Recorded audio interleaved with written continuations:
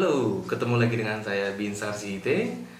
Kali ini kita akan mempelajari salah satu tense dari ke-12 tenses yang sudah kita review sebelumnya, yaitu present simple tense.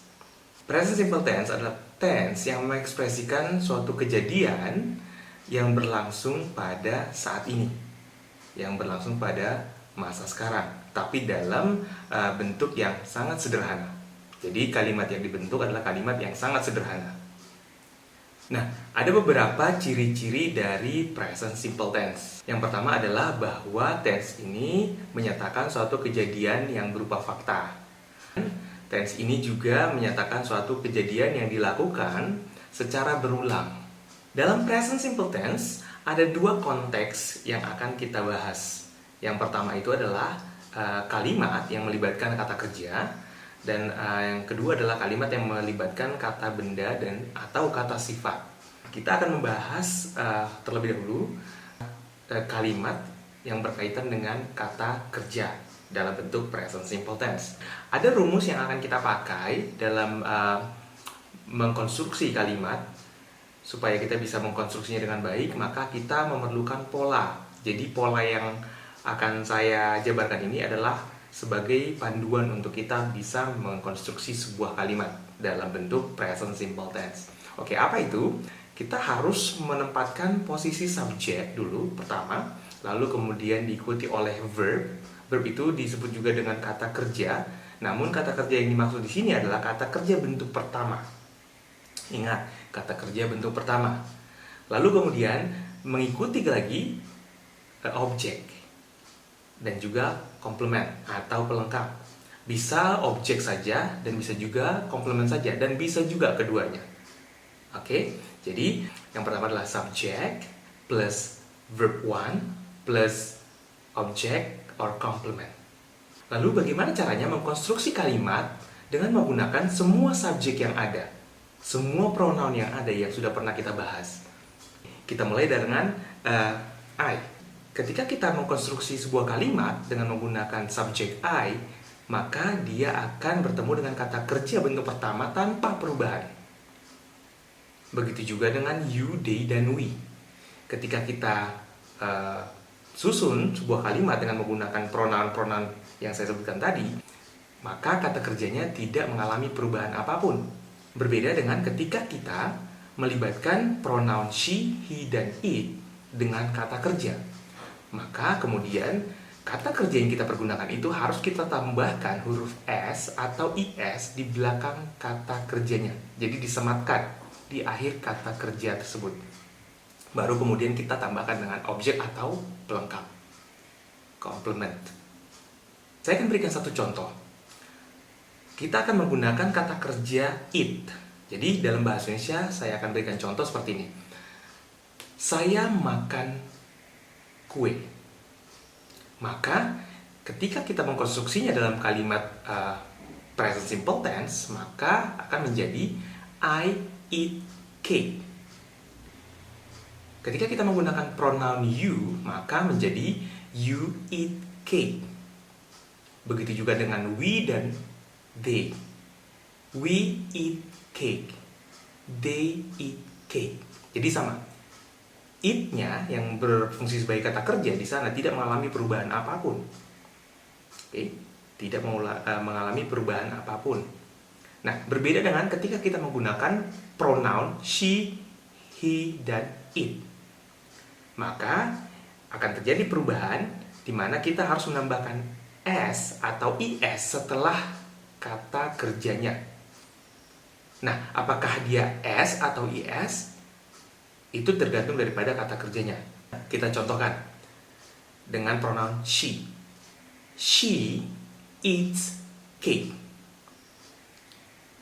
Lalu kemudian dengan he. He eats cake. Lalu dengan it eats cake.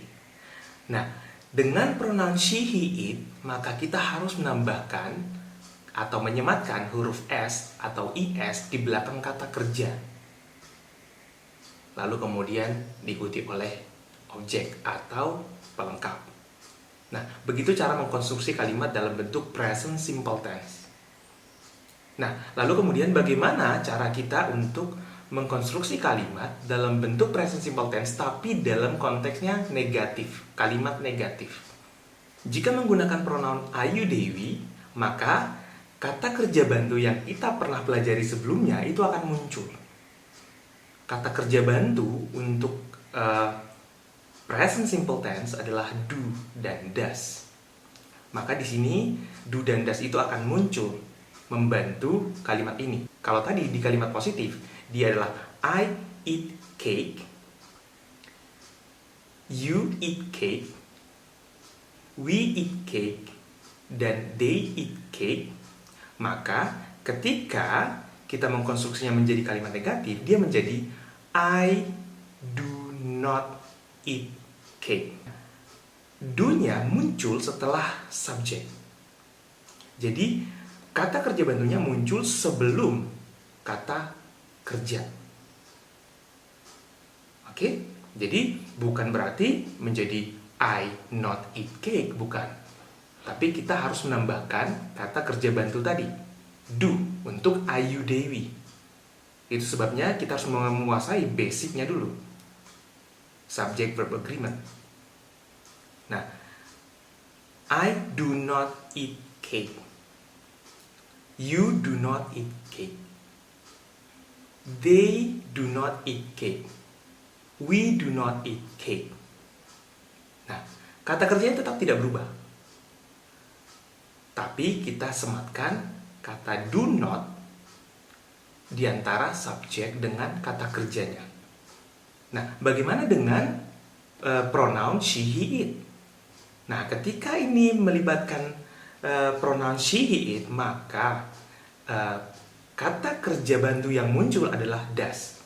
Kalian mungkin masih ingat ketika kita mempelajari subject verb agreement, kita mempelajari bahwa I, you, Dewi berpasangan dengan do dan she, he, it berpasangan dengan does.